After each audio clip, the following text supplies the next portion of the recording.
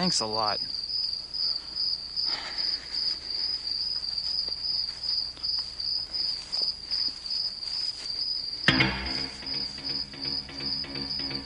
All right, now that I'm all decked out in my last place Chicago Blackhawks gear, let's look at movies. Let's pick one out. They're giving me the option to pick one out for once. It's not going to be up to the ping pong balls this time. Let's see what we got. Absurd Brain Scan from 1994. Dangerously Close from 1986. Darkness Rising. Dead Dudes in the House. Okay. All right, what we got here? Fuck it, let's do it. 1991. It's a killer year. All right, we got some bros hanging out. Very 90s. There's a giant that lives in the house apparently because an old lady face fills the entire window. That's a little strange. This looks like a quaint house in the middle of the day. It's not very terrifying, minus the old lady giant that lives upstairs in the attic. All right, well, dead dudes in the house. They appear to be living. That lets me know they're all going to die. Well, thank you so much for letting me know. The house appears to be falling over. And we'll see how this goes. Oh, God. So a single dog hair just floating around, dancing in front of me. Like Forrest Gump. 1948. Those guys were clearly dressed in 90s garb. Hi. Who are you? I'm Phoenix. Oh, is that your friend? Who's that? Staring at me. Oh, there she goes again. She's pacing. Okay, got some old Victorian furniture. All right, you got a old lady walking around with a knife. That's clearly a grown man in old lady gear. Hello, citizens. Welcome to Shitty Movie Showdown, episode 35. Today I watched two movies, two brilliant films, I would say. One of them being 1988's Dead Come Home / The House on Tombstone Hill / 1991's Dead Dudes in the House. They couldn't fucking decide on a movie title. Let me explain why I own this real quick. When I was little, I watched a movie on TV. I don't know what channel it was. Must have been like an HBO because there's plenty of swearing in this movie.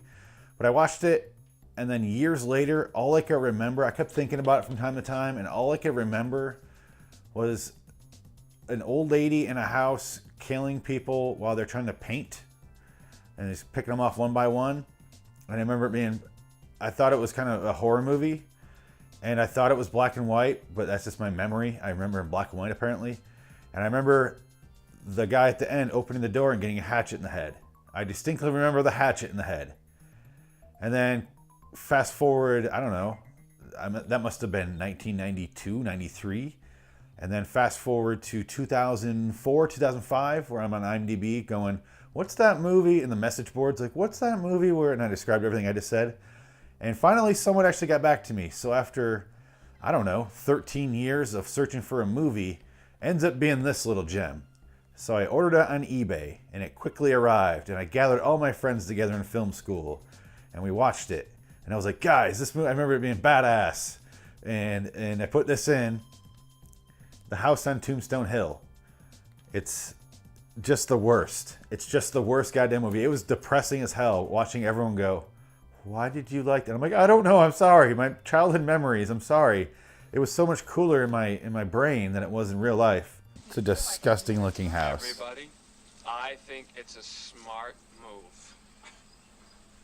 Hey, Steve thinks it's a smart move.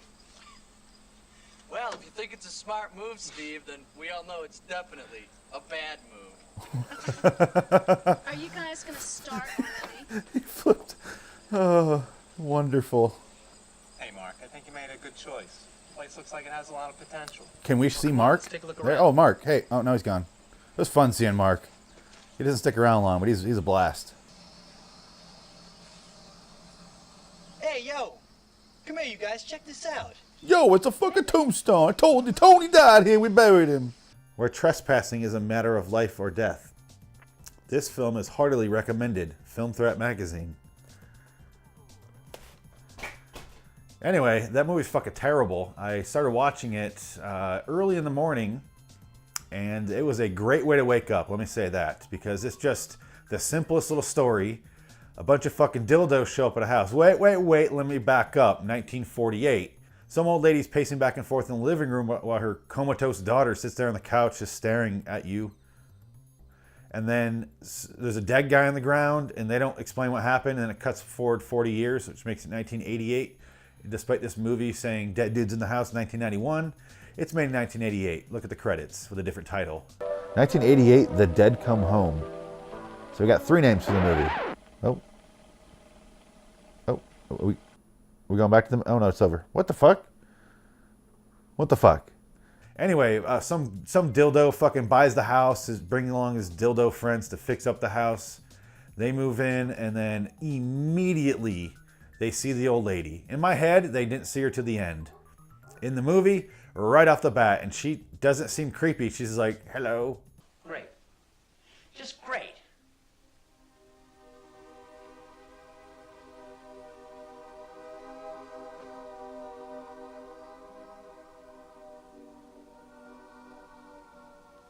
How'd she get in here? She Oh. probably busted a Meet her right away, huh? door. Okay. Can we help you? I'm If the she'll stop immortal staring at us, I'm stabber. gonna go over there and smack her. She is creepy looking. Yeah, just right Why to her doesn't she face. speak? You have to get out. You understand?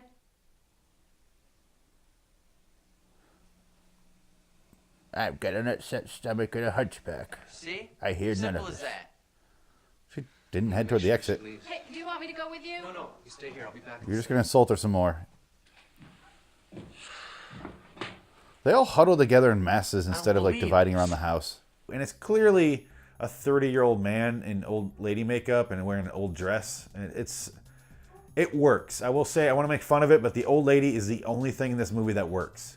The face looks terrible, but they did a good job with her character. I don't know if I want to use that word. Am I that bold? So I say, I'm going to go ahead and say character. I'm just going to stick with it, guys. I said it. I'm just going to go with it. Fuck it. Their character is great. She like, I killed him. He bled so much. And you're next. Like, she reminds me of like Pepperidge Farm remembers when I stabbed your friend in the back. Now it's your turn. Yes, you'll remember what it's like having a hatchet in the skull. Pepperidge Farm remembers, so do I. She's gonna rifle through the old lady's panties? Any moment now. Read her diary, her sex diary. Hey! I know about your boyfriend. What about my boyfriend? I didn't know. I killed him. Where do you think all that blood came from? It's your boyfriend's blood. I also have bad dialogue, yes. She's talking a lot more than I thought she would. You know, I could kill you with this. Now move! You could kill her by pretty much sneezing on her at this point. That's how she talks. It's very weird. It's such a strange move that it makes the old lady actually intimidating. Instead of if they went, she's like crawling along the walls and like all modern horror movies and pops out at the shadows. No, this old lady's just like, I killed your friend. You're next. And it makes it actually kind of creepier because I don't know what the fuck she's gonna do next. I have no idea. There's nothing. I've never seen anything to go off here in a different movie. I don't know what's gonna happen. But pretty much it's just them getting picked off one by one. We got our main character who dies immediately. I think he's the guy that plays the old lady, judging by how quickly he dies in the movie. But then when the old lady kills them, they come back as zombies. And at first I was like, oh, they're ghosts. It's like American Horror Story Season 1, where if they die in the house, they're ghosts. But then I realized, no, their bodies aren't there anymore. They're zombies. Because the friends will beat them to death and they die after that. So they're zombies. But the old lady makes them zombies? Why? The guy in the beginning of the movie that she killed in the 40s wasn't a zombie. I don't quite get it. What makes you think you can just leave? What are you doing? You wanna go into the bedroom? What about my responsibilities, huh? Dearest Snookums? Recording audio on set. Failed that, didn't we? Yeah. There's a part of this movie, a little nugget, not just because of nostalgia, but there's a part of it I kind of liked. It's a very small part and very specific part. They had an interesting story to tell. They didn't have any money to tell it or any actors that could perform that story, but There's something in there that I liked, and it ended up being better in American Horror Story, obviously. But it's just the old lady killing them one by one and letting them know how she's going to kill them. And it's interesting deaths. This is the thing I was saying I like in this movie is, at one point, one of the guys goes out for beer because Bob the dildo fucking tells him to go get beer because Bob can't work without beer. Hey Kevin, the old lady actress didn't show up. You mind throwing on some makeup and acting like you're an old lady for the entire movie? Well, we didn't bring any beer anyway. I'm sorry. I guess I should have bought some. You're putting me on. You gotta have beer. I'm not putting you on. I didn't bring any. Don't you know that a carpenter's tools are his hammer, nails, and beer? Here, Joey, go to the place we passed a few miles back and get a case, all right? Why don't you just give it up for one day? I have to have it to work, all right? Is he sensitive or... Yep, that's how you salute. In this man's army. So the guy leaves, and later on they all get trapped in the house. They try to break out the windows. They can't break. I can't imagine why the plexiglass in front of the windows won't break. I don't know. All the doors. This movie is a battle of doors. I'm just going to get into that right fuck now. Most of this movie is either A, people fighting doors. I think you might break it. Why don't you just give me the key? Let the pro do it, okay? Well, don't look so, downtrodden. I mean, it clearly wasn't working. No, you just have to treat it gently. Licking the knob. I'm going to be the last to survive.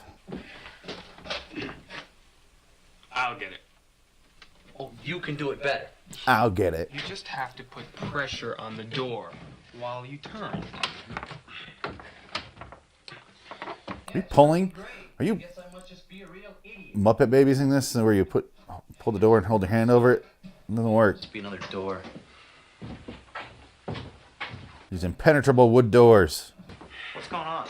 Well, Bob and I are going to check for another door. Bob needs his fresh air. You got a problem with that? Why do they hang out with Bob? Bob's a real dick.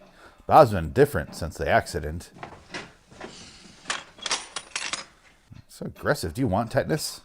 Let me try. Everyone loves this. Try doors in this movie. Good God. Hey, let me try. Got to do bang my fist against the door. Shut up. Let me get that door for you here. Come on, it can't be this stuck. Mind if I try? Can't get it either. Sometimes if you're real gentle, it'll go. Oh. Everyone's got their advice on door opening. Sure, go ahead. Bob's getting another cigarette over there, so he clearly doesn't his fresh air. Make sure you huddle together, though. All crowd the door. It really scares it. If you trap a door in a corner, it's gonna strike. You'll get it. You got a perfect record today. You gotta get in there. Hey, it clicked. Open Clit? it. Come on, it clicked. Let's get a clit. Get it. Attack it. The house with nails on all the doors. The movie. It's a 4-story house. Maybe he's in a different floor. And we're hanging here for some reason? Okay. Hey, if it was that hard to open, do you think Mark's behind the door? People close doors and jam them and nail them shut when they walk through them, right? Are they ghost windows? What's going on? What do you mean you can't break the glass? It's like they put a layer of plexiglass in front of it when I can see it right there. It's moving about. Over the window frame, too. It's strange. Steve, stand back! Yep, this worked so well before. In this house. I always get undressed before I go to bed. Where are you going to bed? It's just the wind. Or B, people walking around looking for other characters shouting their name, which is a staple of low-budget horror movies, especially direct-to-video 80s movies. It's just wandering around the woods going, Charlie? Charlie? But this house, this is a movie in a house, so it's lots of looking in. Mike? Craig? Susan? Lots of that, nonstop. Mark! Want to watch dead dudes in the house with me? I know you do. She's looking for an old lady and Mark. Can't find Mark and doors can't be opened. Now you're up to speed. Stop fooling around. Do you want me to help look for Mark? Because it'd be quicker if we just both conquer and divide here. You know what? While you look for Mark, I'm going to go get some more coffee. Take my recording gear and go. I'll look for Mark over by the coffee pot. I can't watch you look for Mark anymore. I'm sorry.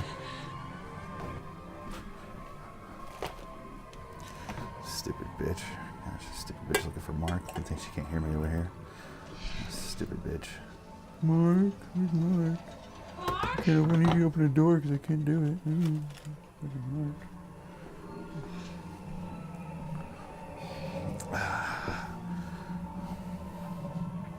I'm still looking for Mark? Great. For some reason, Bob goes, he's going to get back with the beer. He's going to realize the shutters are all closed. He's going to save us, guys. Don't even worry about it. He starts to climb the window, into the window, and then he's on the ladder, and the ladder falls over, obviously, and he's sitting there, and the old lady fucking, like, chops his hands off, his fingers. He falls, obviously, and then she grabs a pole and just throws it down on him, and it goes into his stomach, and it's interesting, doesn't sound that great when I describe it. It worked in the movie, especially when you consider how little money they have. They made it interesting, at least.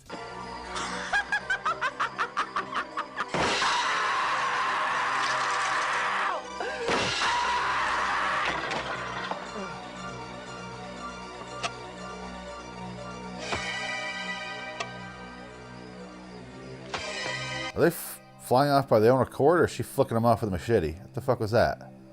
No. The fuck is she gonna drop on him right now? Pipe. Okay. That'll do it. Kind of a clever death. Okay.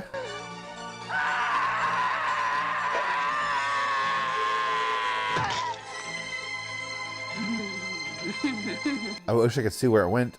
Out of nowhere, they show this romantic moonlit silhouette of two characters who we don't see.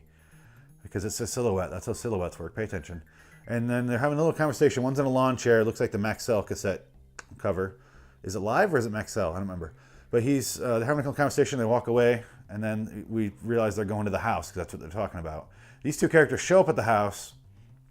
And then one of them in a Dolphins jersey is immediately killed. And then another one survives. He's one of the last guys that's alive. They battle each other. There's interesting Bob. And I forget the other guy's name. Two characters I fucking hated when they were alive, but I love their zombie versions. They were great. They were entertaining as hell when they were zombies. I may be overselling this a little bit, just a teensy bit, but it was compared to the first half of the movie, it was entertaining as hell when they were zombies. They were fun. Here's some examples. Cut to examples. This is for you for future when you're editing this. Do the examples now. Oh dear God, do the examples. You're making me look a fool.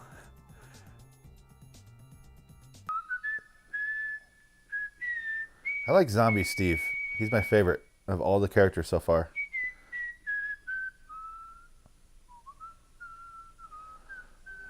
Doing a song in the public domain, 'cause we don't want to pay for the rights. What are we looking at? And we don't want to pay for this song.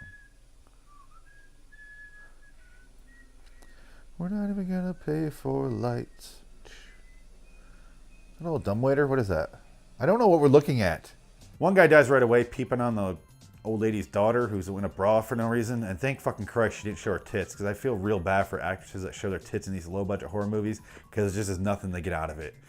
And the guy in the dolphin shirt dies. The other guy runs off, and he helps our main character, whose name I cannot remember. I think his name is Steve. And then they fight the old lady for like fucking crazy. They kill the other zombies, who cares? They fight the old lady like crazy, and it's just nonstop. He shoves a fucking screwdriver through her skull. She just pulls it out. And I'm like, what is even the point of trying to survive this shit? Because you clearly can't win. She's not going to let you win. This game is rigged. It's unfair. It's a carnival game at this point. Fuck it. Fucking give it up. Stab yourself. Maybe you won't turn into a zombie if you kill yourself. I don't know. Then what's the point? Oh, no blood on the other side. What's the point? It doesn't fucking matter then. I can't leave the house and I can't kill you, then it doesn't fucking matter. Do what you gotta do. I hate when movies are like this. They literally can't win, so what's the point of rooting for them? This is the Grudge. My problem with The Grudge. Or The Ring. Oh, I can't win? That's fun for the audience. just smacking him over and over. Good God. Oh, how are these guys still alive? Our new kid dies, and then Steve limps out. The door finally opens because sun came up, and apparently that unlocks all the doors that they battled against the whole fucking movie. Steve goes outside, and for no reason he leans up, and he's like, I'm going to turn around and just face the... He's looking to the door. Ah! And we see the kid that snuck in, and he hits him with a hatchet. Only we don't see the hatchet hit him in the face. And I was like... It's like a child's imagination, just my child's imagination just filled in that space there, and I remember the hatchet going into his face. But apparently that's not what happened. We don't see it. Unless they recut this movie when they made it Dead Dudes in the House compared to House on Tombstone Hill or Dead Come Home. Unless they edited that part out, I'm going to go ahead and bet more on my shit childhood memory. Just misremembered it. That's just what I'm going to go ahead and chalk that up to. Either way, solid flick. 10 out of 10.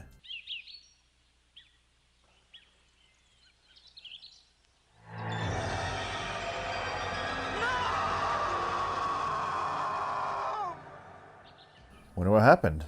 Some silent ass credits. Jesus Christ. So if we would have just kept walking out on the porch, she'd been fine. Don't look back. That's what it means. That's what this movie's all about. Don't look back on your past. You got to keep moving forward. Keep moving down that porch of life, you know? Get to the car, drive off, and rip off that rearview mirror. Don't even look back. Just snap that shit off. You turn around, Travis Bickle's going to get you with that little hatchet. And I don't care. That's right. You got to not care. You got to look. You got to keep going forward. You know. It's very clear to me what this message of this movie is. It's sing like a thrush. Yeah, you just gotta. You know, when all your friends get killed with hatchets and saw blades and poles and 2x4s and windows and poles thrown out windows. You gotta keep moving on. You gotta keep moving forward. Don't look back. Just accept it. No way the old lady was played by a guy named Douglas. No way. You gotta keep going. You gotta just not worry about it and move on. Life's too important to look back at your ghost friends. You know? So, I mean, awful shit happens. Movies get made without lights or sound. Sometimes not even without plot. Sometimes you got to look around rooms for seemingly hours on end looking for friends shouting names in the darkness while an old lady chases you. And you got to not look back on that sort of shit. You got to just let it go, let it slide right off you. You know, it's got to be like water. You got to keep flowing. You just got to keep moving forward. You got to keep going. You turn around and look back at life, you get a hatchet in the face. Sometimes literally. That's what this movie means. It's like Mother, the movie Mother. It's in a house. It's based on, you know, biblical things and, you know, Jesus and all that sort of stuff. It's based on God. This is not that dissimilar, really. It's allegorical as well. It's about moving on with your life and not looking back. And thank you to all those people. The Glens Foot Mansion. That's don't look back at the Glens Foot Mansion. You got to keep driving, keep going. Sometimes you remake and rip off Evil Dead. Sometimes you do that, and you just got to keep moving forward and not even think about what you're doing. Just keep going, and holy shit, this is still on screen. And you look back, hatchet to the face.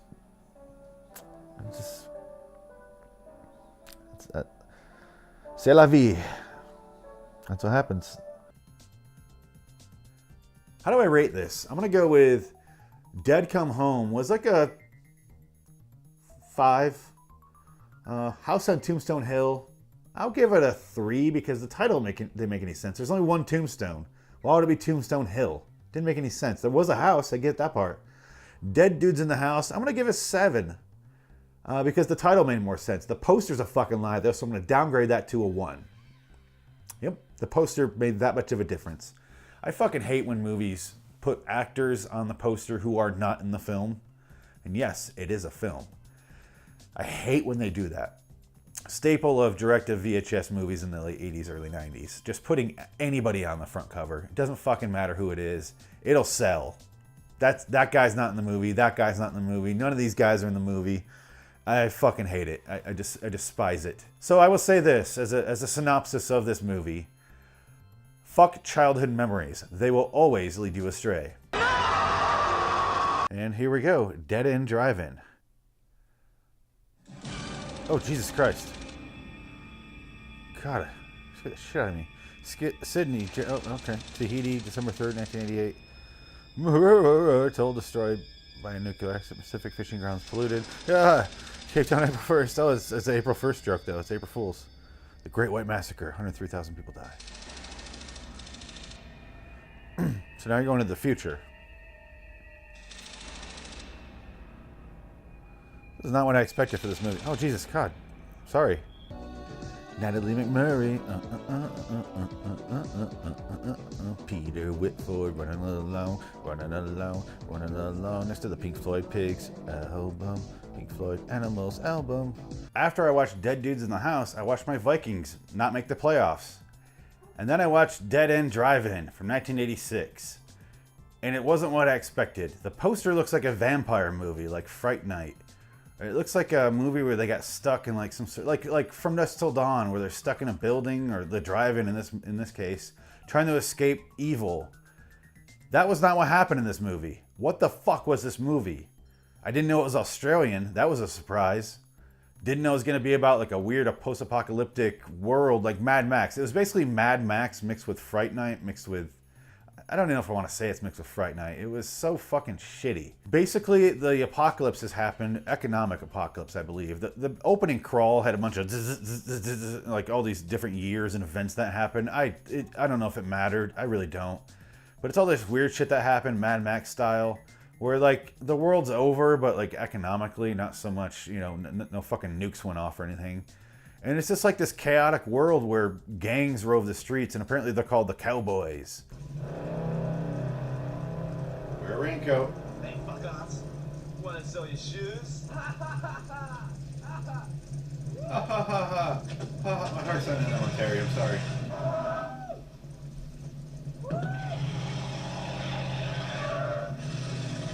Hey, do you wanna fight? Hey, I'm talking to you. Oh, don't be you. I want your fucking shoes. I'm going for Mad Max. And they all drive cars and yell at people. And everyone in this movie is like a side character from Back to the Future 2, where they're all like mischievous, but they're all PG-13 mischievous. So they're like, throwing bottles. And I'm like, why don't you fucking stab the guy? Instead, they're just like, no, I'll leave. And they leave instead of fucking up someone. Lost 2 wheels off my car. Which car? 56 Chevy? Yeah. Hoverboards don't work out water. Unless you got the power. So it's like all this PG-13 pretend violence stuff. But then later on, our main character smashes a guy in the head with a brick several times. Make up your mind, movie. And there's titties. So what are you going for? What's happening in this movie? Why? The whole premise of this movie is our strange little, I don't know what you want to call him, Australian Kevin Bacon. I guess that's what I'm going to go with. He steals his brother's car to take his hot girlfriend out to a movie. They go into the compound where the movie, drive-in movie, gate shuts behind him. It's electrified. They drive into the thing. They drive fucking forever just around this lot. It's a massive complex.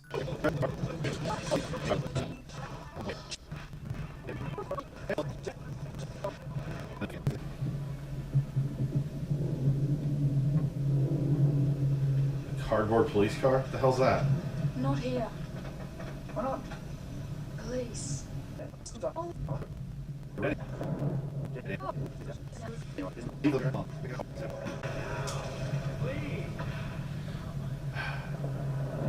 For the love of fucking Christ, park the goddamn car.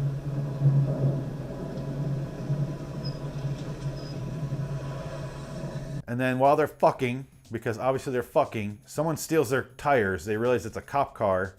And then the next day they go back to the guy who sold them the tickets and they're like, hey, someone stole my tires. And he's like, okay, what do you want me to do about it? This sucks, man. I guess you're living here now. And I'm not exaggerating. They live there after that. They do not leave this place. And he's like, I guess we'll go home. He's like, how are you going to get home? You don't have a car. And he's like, oh shit, yeah. Well, I guess we'll walk. He's like, it's illegal to walk on the freeway. Oh, okay. I guess we're stuck here forever then. That's the plot of this movie. They drive onto the lot They closed the gates behind him. There's an electric fence going all around. It's a fucking prison now. You can just waltz right into this fucking prison, and good luck getting out. You're stuck there. You can't get out. The cops are rigging the game so you can't get out. This movie's fucking stupid. None of the plot made any fucking sense. It's like the rest of the movie is him trying to scavenge parts from other cars. There's a whole racist section I didn't understand. It's just this gang fucking with him. The most effeminate, weird, strange, all over the place gang. This is where he gets in the fight and smashes the guy with a brick. And then the girlfriend starts to churn and like, I like living here. I feel free. And apparently she's on the run from their parents, which makes seeing her weird, fake sprayed gold tits weird. Because now I know she's underage. And I just saw her banging in the back of a car. Honestly, they're looking for car parts after that. And the guy gets in gang fights and they eat at a creepy diner. I'm really gonna skim through this movie because I didn't know what the fuck happened. It was the most drawn out movie I've ever watched on this show, I think. It just kept dragging out and it was so repetitive and the same things over and over. It was guy talks to girlfriend. Girlfriend goes off on her own, talks to someone. Guy goes off on his own and talks to someone. Maybe he goes jogging. They meet back up. Gang fight. Looks for car parts. Repeat. Talks to the guy that owns the ticket booth. The guy who runs the place. They have a little buddy-buddy until he's suddenly mad at him again. And then all the Asians show up. And then it gets really racist. Really racist. They're very concerned that these slopes are going to rape all their women. They've been there 3.5 minutes, and from what they showed, they were all like families with little kids. That's what it looked like to me. They're concerned they're going to rape them. Where you been? I don't like being out there with them around. Who's them? 50 million Asians out there. Why be scared of them? They could rape me or anything. Us whites have got to stick together, whether we like each other or not. Otherwise, we're stuffed, aren't we? It isn't funny, Cal. You look around, there's fucking slopes everywhere. Think about this for a second, all right? Just a second. What about our women? Yeah. How long before one of these zipperheads decides to rape one of our women?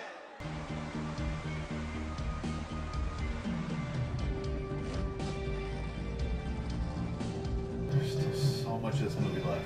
I don't know what this movie was supposed to be commenting on. I don't know. It was a social commentary I'm not aware of. I don't get it. I don't want to get it. I don't want no part of it. I just want to distance myself from this movie as far as I can. Because it was not okay. Not because of the racist stuff. You got to do with racist stuff. We got past birth of a nation in this country. But it was fucking terrible. I don't want to be around it. That's why I want to distance myself. It was fucking terrible, repetitive, and I hated it. So let's show down these shitty movies. Oh, before I do that, let's talk about the car chase at the end. That wasn't repetitive and boring at all. It's got Looney Tunes sound effects on the guns. Listen. Oh man, this movie.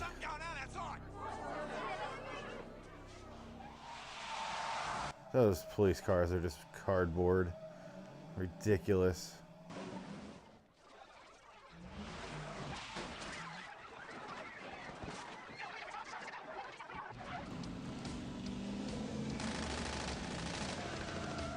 The fence.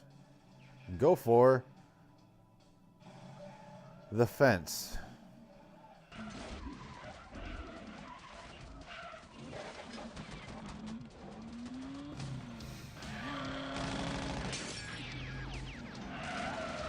Go for the fucking fence, asshole. God damn it. I can't take any more of this. I can't. Just going around in circles, just going around in circles. With no apparent plan, but going in circles. That's great. Okay, yep.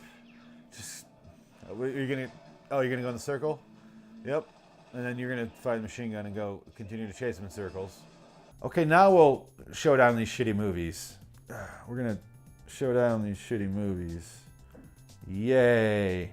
Oh God, are we ready? Can you tell which one I'm gonna pick? Oh God.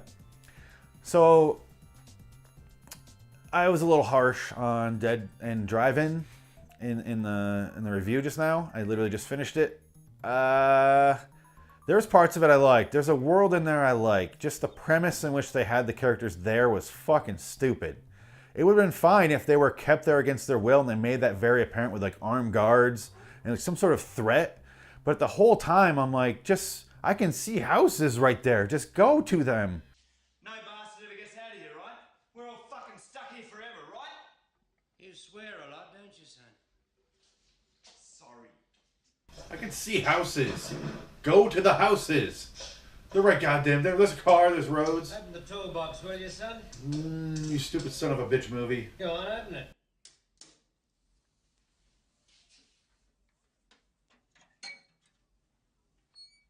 You're only stuck there if you refuse to give up the car. I don't give a shit anymore. I see houses. Open one for me, take one for yourself. It's a thin little electric wire that goes around, and it's like, fuck, we're here forever. And everyone else appears to want to be there. So our main character just needs to get out. He just leave. It seems so much easier than they made it in the movie. They didn't do enough to show me that he was being held there against his will. Besides a ticket booth salesman that's going, sorry, man. Sorry, mate, you're stuck here. That was it. And then we're supposed to believe he's stuck there. Someone show he has to kill policemen to get out. Kill policemen to get out. Kill the ticket booth guy to get out. Kill everybody to get out. Make it good. What the fuck's he gonna do to him? Officer? Get him! Get him!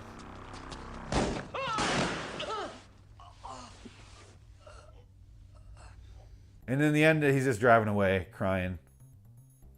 I guess now I'm done with my dead end driving review. Now let's move on to the shitty movie showdown.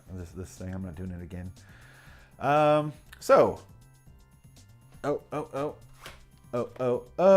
got House on Tombstone Hill / Dead Dudes in the House. I forgot what the next word was. I was gonna say Dead Men Don't Wear Plaid. That's a Steve Martin weird movie. Or The Dead Come Home versus Dead End Driving. I purposely went with two movies that begin with the word dead, even though this doesn't say dead on there. Obviously, the winner being the shittier movie, this is a shitty movie showdown, we choose the shittiest, is going to be Dead End Drive-In. I can't believe that I'm saying that after I watched Dead Dudes in the House. I was like, oh, this is going to be so much better. This movie, the poster looks better than the entire movie combined of Dead Dudes in the House. Little did I know how fucking stupid and nonsensical Dead End Drive-In was going to be. I cannot focus on which movie I'm about to say. Dead End Drive-In was so fucking boring and just nonsensical. If you're going to have this weird plot, and it's interesting plot, I'll give you that, just have it make sense. Do more work to justify that plot. Dead Dudes in the House nailed their plot. Very simple plot, but they nailed it. I'm being a little, over complimentary right now, but they did a good job with their simple plot. They didn't have any money. Dead End Drive-In had a lot more money, a lot more extras, a lot more. They just didn't do enough. It just didn't matter. They did half-assed everything, and it just didn't work. A really good 40-minute movie in there, and it's just padded out to an hour and a half. And I'm getting serious and drowsy right now talking about it. But Dead End Drive-In is the shittier movie between the two.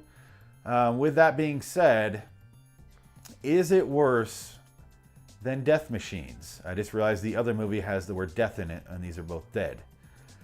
I'm going to think about that for several minutes, because I haven't thought about it yet. No, it's not. Death Machines is still much worse. I just started hearing that music. Yeah, that music in my head. And I just realized it's much worse. Death Machines, I don't know what the fuck was happening. There's some sequences in there like the karate thing I liked, but other than that, terrible. Terrible movie. This movie had some fun stuff going for it. It was just bogged down with all the extra shit. Like I said, great 40-minute movie. Like a really interesting story. Or a really good hour-and-a-half movie if they just explained why they were there and had it made any sense in a world that I know. And it doesn't do any of that. So congratulations, Death Machines. You're living on for another episode. You've been the champion for way too long. I can't believe it. I thought it was going to be like every episode I pick a worse movie, but nope. This time I got to choose the movies too, and I still couldn't do it. Maybe it's, I was trying to choose the best movie so I didn't torture myself as much. But here we are, being tortured by dead end drive dudes who ended up in Tombstone House. And until next time, and in the meantime, I'm Phoenix West. So long, citizens.